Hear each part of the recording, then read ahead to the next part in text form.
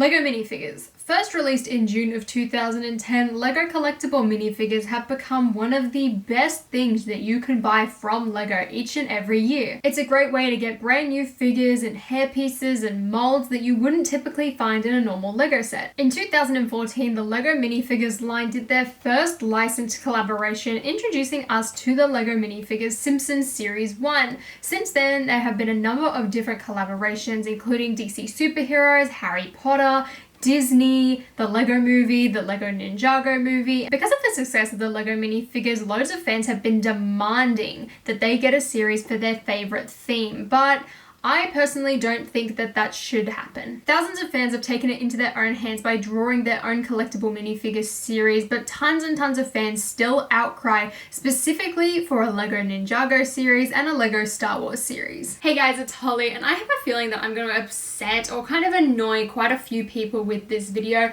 but honestly, I don't care. It's something that I've talked about on streams quite a lot, and it's something that I'm quite passionate about. Now, in the LEGO community, there seems to be a habit of people demanding that things get made, and honestly, it's kind of frustrating. At the end of the day, LEGO is a business, whether we like it or not, and as much as I would love for LEGO to make things, there is no point in saying we need this and practically demanding that LEGO make things, because although we are the consumers and we are buying the products, LEGO doesn't owe us anything. Now, that has nothing against people wanting there to be a Ninjago CMF or a Star Wars CMF, because I guarantee you that if a Star Wars CMF got made, I will buy it. However, I don't think necessarily that these themes need a CMF. The keyword here is need. So I was a really big Ninjago fan for quite a few years when the series launched almost 10 years ago back in 2011. I've still got some of those original sets, and my sister's collected a few more since then, and overall I really like the theme. I think it's really creative, and the fact that it's lasted this long is amazing. The storyline is really good, and what LEGO have been able to do with that theme is absolutely incredible. I'm also a massive Star Wars fan. I recently got into LEGO Star Wars, and I'm going back and like watching all of the animated TV shows that I missed as a kid, and I absolutely love it. I see the appeal of both of these themes, and I see why people would love to see a CMF. However, I don't necessarily agree that these things should both have a CMF, and there is one very good reason, and that is the fact that both of these franchises already have LEGO themes. So my main issue with the whole we need a CMF movement, besides the fact that it's people demanding stuff from LEGO,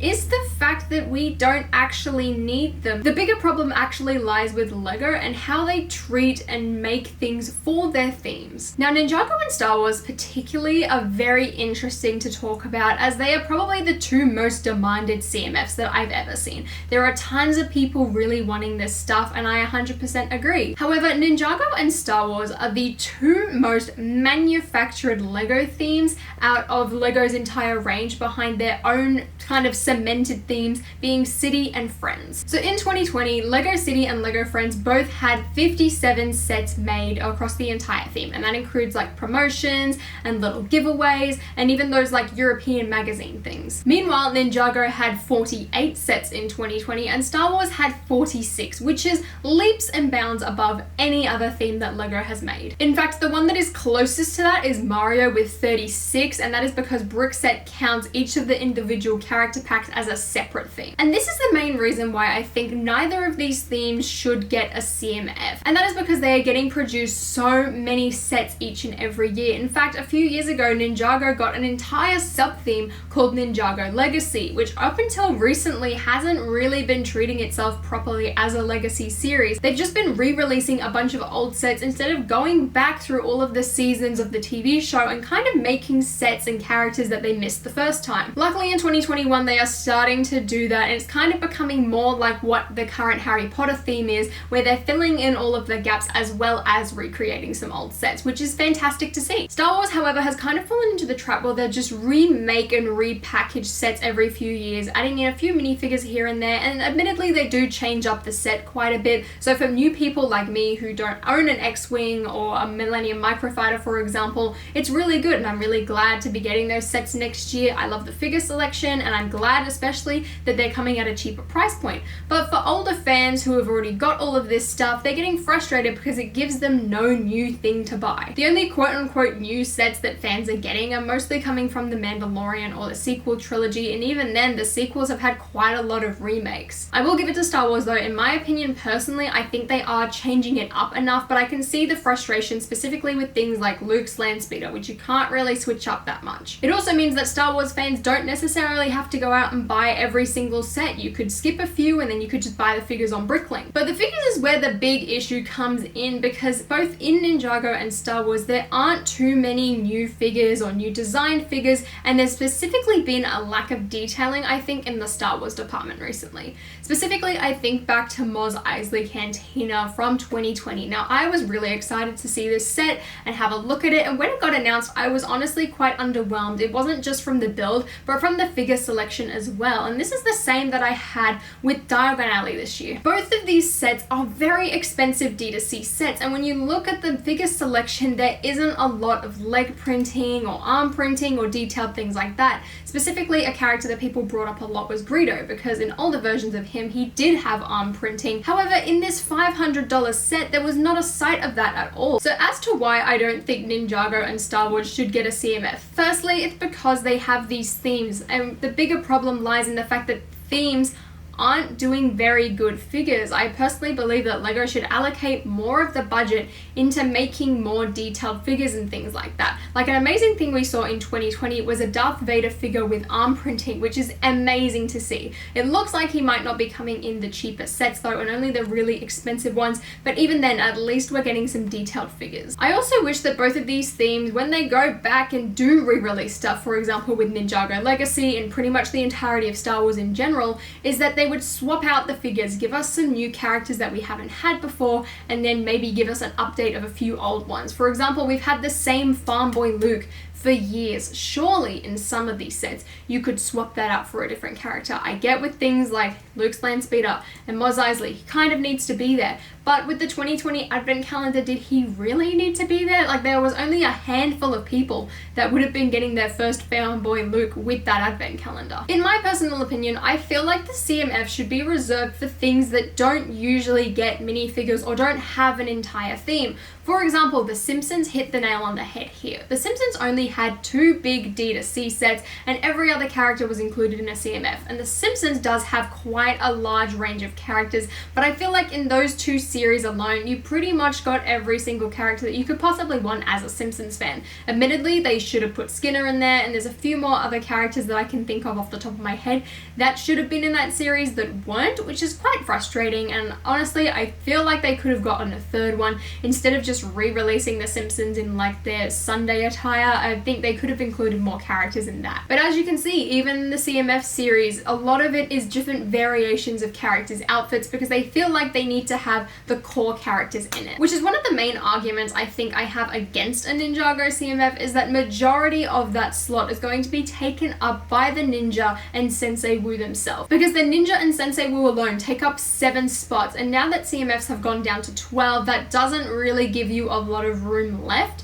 for all these new characters. Now, a lot of you are probably wondering, oh, you're only saying this because Harry Potter got a CMF. In fact, Harry Potter got 2 CMFs, and while I'm very grateful for this CMF and I'm really glad that it exists, I got some really good characters, I honestly don't think we needed it. I don't think it was necessary, and the first series I owe a lot to. It's one of the things that got me really hardcore back into LEGO. So I don't know where I would be if it didn't exist, but looking back at that first series in particular, so many of the characters have been repeated or reused, and their faces and things have come up in sets. There's only a handful of characters. In fact, off the top of my head, I can only think of 2 characters that did not appear in a set since then, and that is Professor Trelawney and Mad Eye Moody. I love both of those figures. I think they are fantastic. They're some of my favorites out of my entire Harry Potter minifigure collection.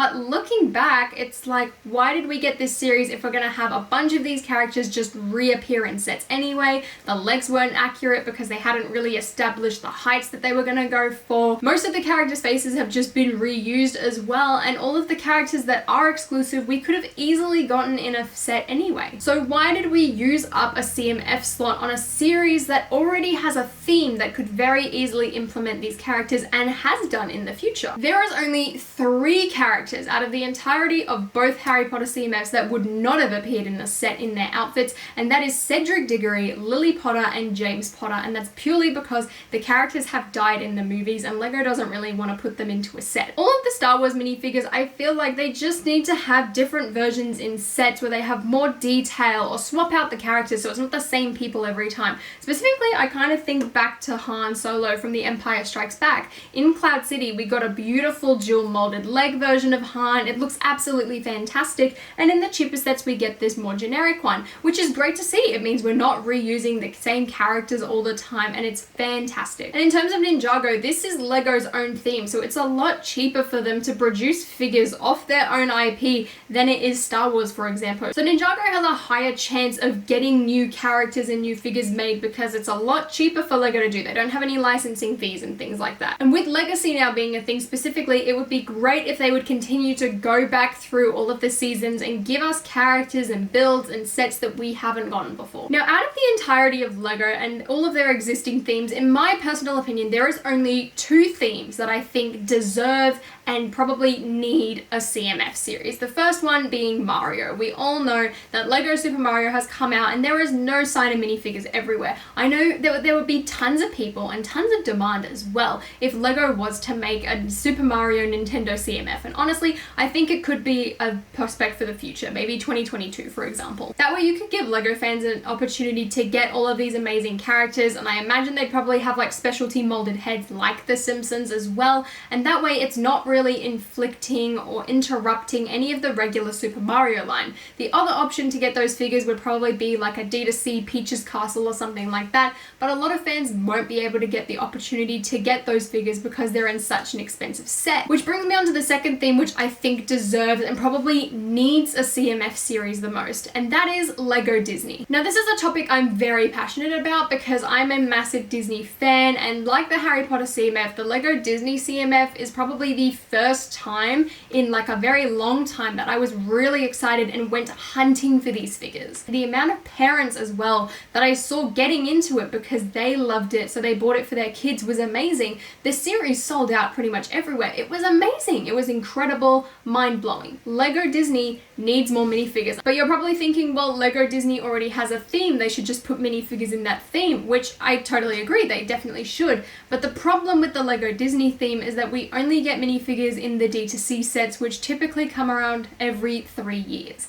Every other set is a Disney Princess Microdolls set. Besides that, occasionally we'll get a sub-theme of a Pixar movie, for example The Incredibles or Toy Story 4, but those have now recently turned into a 4+ line, which the builds aren't that fantastic. The minifigures are really good, but lots of people, including myself, don't want to go and buy every single Toy Story set because they're all 4+. In fact, I laid off them for a very long time until this year because I realized how badly I wanted Rex. I cherish my LEGO Disney minifigures collection, and honestly this would look a lot better if half of them weren't downstairs underneath my Christmas tree on the Disney train. But this series means a lot to me. And I went through Brickset as well, and in total, including the original Toy Story theme, the Juniors Toy Story theme, The Incredibles 2, and the LEGO Ideas sets, we have only ever gotten 82 Disney minifigures, which may sound like a lot. However, 18 of them are just different outfit variations, and 3 of them are just the character redesigns. For example, the Buzz Lightyear, Woody, and Jessie ones with the molded heads, and how they now have minifigure heads. Keep in mind as well, I did count Steamboat Willie and Minnie Mouse separate to regular Mickey and Minnie Mouse. However, these figures literally appeared in the Steamboat Willie set with only a slight color variation of like their skirts, and it's now metallic shiny silver thingy. And this unfortunately brings us to a really sad pattern, is that we don't really get Disney minifigures unless they're in a D2C set or even a LEGO Ideas set, with the new Winnie the Pooh set coming out hopefully this year. That is gonna have, fingers crossed, minifigures with molded heads and be all specialized, but we shouldn't be relying on LEGO Ideas to accept and approve of these sets just to get Disney minifigures. Or even in some cases, we shouldn't be waiting for D2Cs to get figures. For example, the Disney train came out and it was the only way we could get Goofy, and the remainder of the minifigures are just in different outfits. We've got Chip and Dale in a conductor's uniform, and Mickey in a train outfit, and Minnie Mouse is very similar to the one in the Disney castle, except she's got a different torso and a fabric skirt. Now with Disney as well, you have a wide range of characters that I know people would love to see, and Disney is a thing as well that appeals to a wide range of age groups, kind of like Star Wars does. However, at least with Disney, you don't get minifigures in regular sets. Star Wars could very easily allocate more of the budget to make better figures and swap them out and have more detailing and give the fans what they'd expect from a CMF series just in regular sets. However, with Disney, they don't seem to be going away from mini dolls anytime soon, unfortunately, and I don't think they're ever going to give us a sub-theme either of just brick-built sets with minifigures, which I think would be the only thing that would make me turn away from saying that Disney should have a CMF series. And honestly, I would much prefer them do that. I would love Lego to turn around and be like, you know what, we're going to give you a sub-theme Disney where you will get brick-built sets that aren't 4+ and minifigures, and we're going to do films from like 101 Dalmatians to The Lion King to Peter Pan, and then maybe we'll chuck in some Disney princess ones as well. That would be the ultimate dream, but until then I feel like the only way we're going to be able to get more Disney minifigures is if they continue to make Disney minifigure series. Now in saying this as well, I'm not going to go around saying that we need a Disney Series 3 because Lego doesn't owe us anything. I will cross my fingers and I will hope and I will ask nicely and politely and being like, Lego, could you please do this? But I'm not going to go around demanding anything, as much as I would love this to be a thing. Let me know in the comments below though what your thoughts are on this. Would you rather Lego just put all of these characters and more detailed figures in the themes and then save CMF for things that you wouldn't get sets on? And also, what are your thoughts on a potential sub-theme for Lego Disney where we get actual builds and actual minifigures? Because that is a dream of mine and I would love for that to be able to be a thing. Like, I have a mock poll going up of like what mock I want to do next. Like, please go and vote. Currently it's between Monsters Inc. and the Shrieking Shack, so I would love to do both of them. I probably will end up doing both of them, but be sure to vote on that as well. But anyway guys, if you enjoyed this video, please give me a thumbs up and consider subscribing to my channel down below, and until next time, I'll see you later.